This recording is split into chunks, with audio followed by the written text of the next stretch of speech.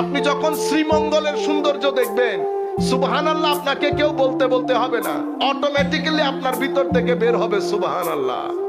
এই জন্য আমার আল্লাহ কি বলেছেন, সিরু ফিল আরদ, সফর করো জমিনের মধ্যে। তো ভিতর থেকে সুবহানাল্লাহ বলার দরকার কি? তো ভিতর থেকে সুবহানাল্লাহ বললে তোমার রূহ জিন্দা হবে।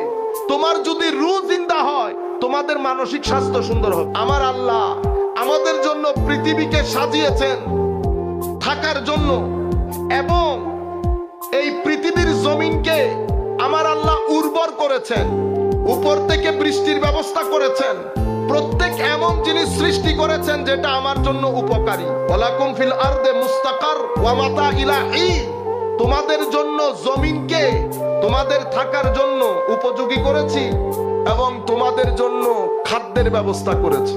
যদি কেউ আমাকে পাহাড়ের কোনায় একটু জায়গা দিত, আর 2 বেলা খাবারের ব্যবস্থা আমার থাকতো, আমার সাথে আর অল্প কিছু মানুষ থাকতো, আমরা টোটালি সমাজ থেকে আলাদা, ওখানে আমরা চাষবাস করছি, খাচ্ছি যাচ্ছি, 5 ওয়াক্ত আজান হচ্ছে, নামাজ হচ্ছে, শান্তি শৃঙ্খলার সাথে এখানে বসবাস করছি, ওখানে মারা যাচ্ছে, এই ফিতনার মধ্যে আসছি না। মনে হতো এটাই অনেক ভালো, হাজার গুণে দরকার নাই আমার সিভিলাইজড হওয়ার। এই হাদিসটা নবী সাল্লাল্লাহু আলাইহি ওয়াসাল্লাম বলেছেন। কিন্তু আখিরুজ্জামানে এমন একটা ফিতনা সময় আসবে যখন মুমিনের জন্য কিছু সম্পদ হবে।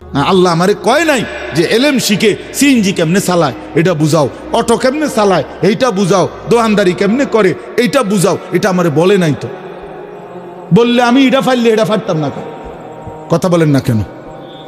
আমি যদি এটা বুঝাইতে পারি তো এটা বুঝাইতে পারতাম না কেন? আমি ওইটারও প্র্যাকটিস করলে পারবো না বুঝাইতে?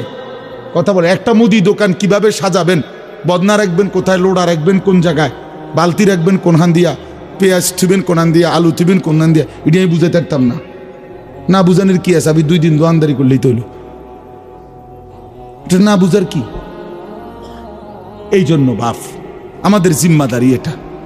আপনার পছন্দ হোক বা না হোক, আপনার গায়ে লাগুক কিংবা পিঠে লাগুক, আপনার কলজাত লাগুক নলে আড্ডিত লাগুক, জিম্মাদারি আমাদের আখিরাত, পরকাল বুঝানো, এটাই আমাদের দায়িত্ব।